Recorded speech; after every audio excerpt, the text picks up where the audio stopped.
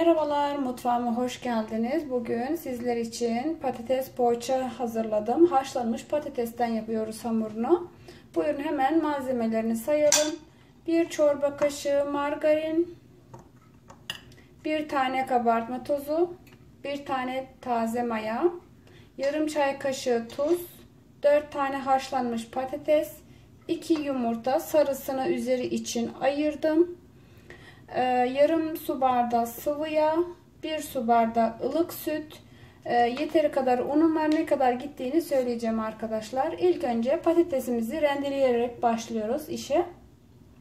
Evet, patateslerimizi rendeledik. Şimdi yarım çay kaşığı tuzumuzu,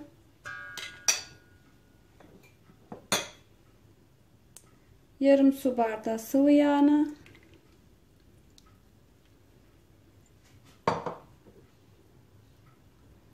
ve ılık sütümüzü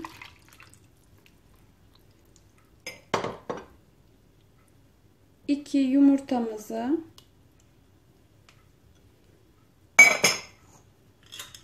bir çorba kaşığı margarini,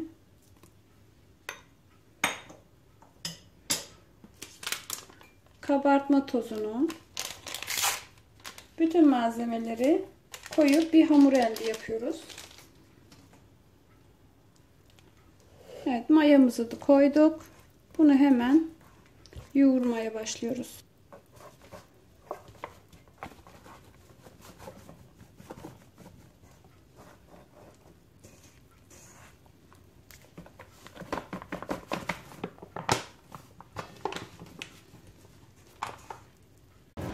Evet, hamurumuz bitti.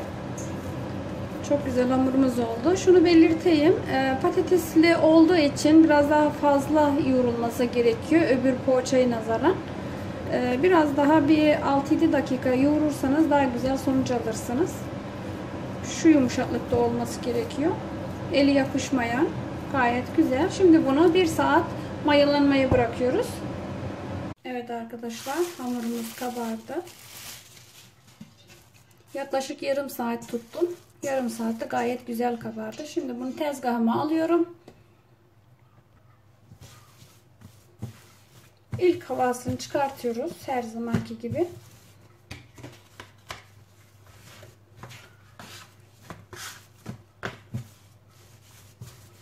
Miktarını söylememiştim sanırım. Unun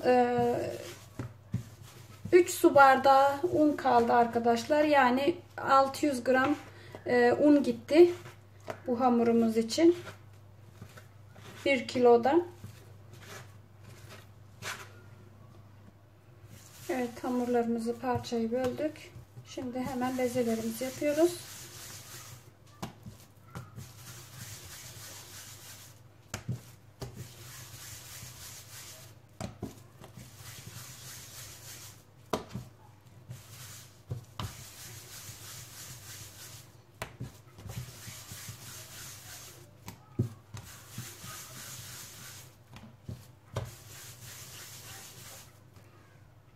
Evet, bezelerimiz bitti. Arkadaşlar, peynirsiz oluyor poğaçamız.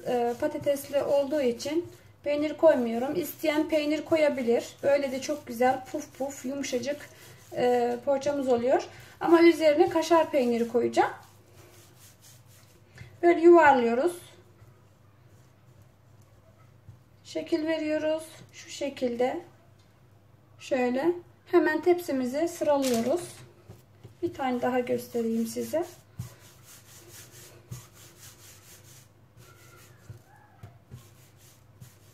İstediğiniz büyüklükte yapabilirsiniz. Ben biraz fazla büyük yapmayacağım. Şöyle şu şekilde. Evet. Poğaçalarımız bitti. Şimdi ayırmış olduğumuz yumurta sarımız vardı. İçerisine her zamanki gibi 1 çorba kaşığı sıvı yağ koydum. Ve üzerine karıştırarak süreceğim.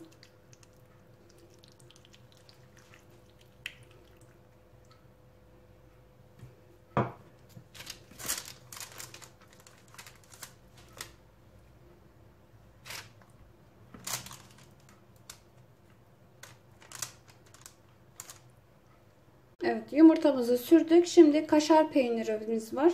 Kaşar peynirimizi üzerlerine şu şekilde koyuyoruz. Öbür poğaçalarımızdan daha farklı bir poğaça. Çok da güzel oluyor. Pamuk gibi yumuşacık.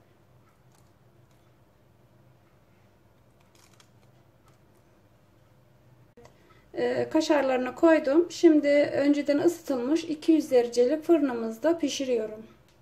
Arkadaşlar, patatesli poğaçalarımız bitti. Mis gibi oldular. Gayet güzel, yumuşacık. Pufidik poğaça dedikleri kadar oldu. Ama pufidik poğaça değil. Mis gibi. Tavsiye ederim. Umarım dener beğenirsiniz. Bir dahaki tarifimde görüşmek üzere. Hoşça kalın.